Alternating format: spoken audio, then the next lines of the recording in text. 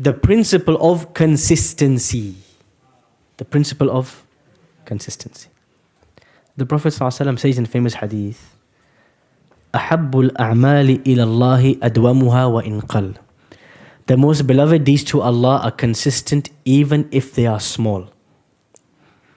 One day, Alqama radiallahu anhu, he asks Aisha radiallahu anha, the Prophet's wife, he says, Ya al-Mu'mineen, O mother of the believers, كيف كان عمل رسول الله صلى الله عليه وسلم? What was the Prophet's deeds like? His actions, what did they look like? Did he have some days for some special things, some other days for other special things? She said, no. She says this famous word. كان عمله ديمة. His actions were consistent. He would do something, he'd do it every day of his life. And this is where the concept of the wird comes in. You might have heard this word, the wird.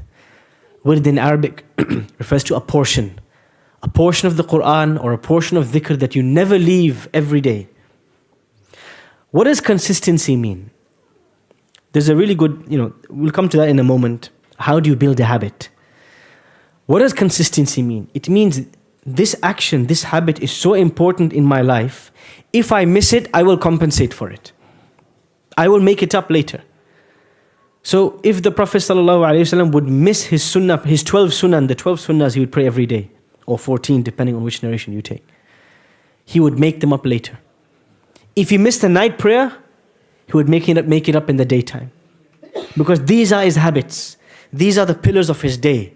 They never change. They never move. They never sway. This is consistency. When you do something consistently, you start to realize on a daily basis, you won't see the effect. But there's a compound effect. Say every mountain starts with a pebble. One pebble, another pebble, another, before you realize it's a mountain. The Prophet ﷺ, this is how his worship would be, small but consistent. So when we want to copy, embody, emulate the Prophet ﷺ, we have to start with something small that we can do. So we have to be realistic. The Prophet ﷺ says, when he's giving advice about this, he says, إِكْلِفُوا مِنَ الْأَعْمَالِ مَا تُطِيقُونَ. Take on board deeds that you are actually realistically able to do. فَلَنْ يَمَلَّ اللَّهَ حَتَّى تَمَلُّوا. Allah doesn't get bored, but you might get bored. Don't overdo it. So start with once a week. You can do once a week, make it twice. You can do twice, make it 3 times, 4 times. Hold yourself to account. But how do we build consistent habits? This is a deeper question, and it applies to all aspects of life. How do you build a consistent habit? There's a book I can recommend to all of you. There's 2 books. One is a book called Atomic Habits by James Clear. I'm not saying Shaykh al-Islam James Clear. You say, Ustad Hisham takes from the kuffar. Yes, I take from the kuffar. The Prophet ﷺ said, Al-hikmatu dalatul mu'min. Wisdom is the lost property of the believer. Anna wajadaha fahuwa ahaqqu biha. Wherever he finds it, he is more deserving of it. If I find wisdom, useful, beneficial knowledge from a non-Muslim, I will take it. And so sometimes we have to accept and benefit from other sources. James Clear, he writes a brilliant book very recently called Atomic Habits. So all on this idea, how do I develop a habit? How do I make something from a deed once in a while? We've all tried it. Ramadan, everybody has the habit of Quran. After Ramadan, it's gone. It evaporates. The most effective way to build a habit is to create a sense of accountability. I'll give you a simple example. Everyone says, I want to memorize the Quran. I say, great. Pay a teacher, not a friend, pay somebody an amount every week. And let it be someone who you are scared of. You don't want to disappoint them. You respect. And make a fixed weekly time when you have to meet them. And give strict rules to yourself. Say, look, teacher, if I come 10 minutes late, cancel the lesson and make me still pay for it. If I miss 4 lessons in a row, never talk to me again. Tell me to get lost, finish. Creating this accountability, consequences, punishment if you miss it, weekly time, creating this whole system, this will force you to turn up every week. Even if you are the laziest person in the world, you will turn up because you're scared of the consequences. This is an example. What about the night prayer? How can I create a system for the night prayer? One of the ways to do this is the power of jama'ah. Alone, there's very little you can accomplish. But when we do things in groups, we're able to accomplish much more. You create a WhatsApp group. It's called the Qiyamul Layl crew, the A team, the Muzammil team, whatever you want. Be creative. What's the deal of this group? All of us are going to choose one night in the week to pray Qiyamul Layl, the night prayer. And if we all succeed in doing so, there is a reward, a group reward. We will each pay £20 into this pot every month, and we will get a reward for all of us. Or we'll go out for a meal, or we'll have some celebration or something. But we have one goal only. We want to be the people. When everybody's asleep, we are standing. When everybody's laughing, we are crying. That we have this depth of connection to Allah. We are the people of the night prayer. You create this group. You create this accountability. Everybody's asking the other. You make pairs. You say, look, Ahmed, at 3 a.m., you have to ring me. And if I don't wake up, there is a consequence. I have to give £100 in charity the next day. If I don't wake up, there's some consequence on me. Ahmed rings you, you'll be awake like there's no business. This is the reason why, if I give you a real life example, this is the reason why many people, they will not wake up for Fajr. 1 hour later, they'll be up at 8 a.m. for work. Why? What's the difference? Allah and your boss. Why we would wake up for our boss, but we're not waking up for Allah? Because there's accountability. We don't wake up at 8 for our boss, we lose the paycheck. We lose our career, we lose our job, we're seen as unprofessional. Maybe they'll strike us off, maybe they'll give us a slap on the wrist. So scared of the consequence, everybody's up at 8 a.m. Look at the rush hour traffic at 8 a.m.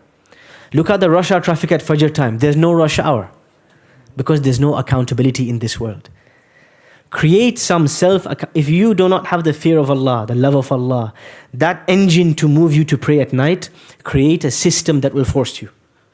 A friend, a partner, a teacher, a group, something that will force you to worship Allah.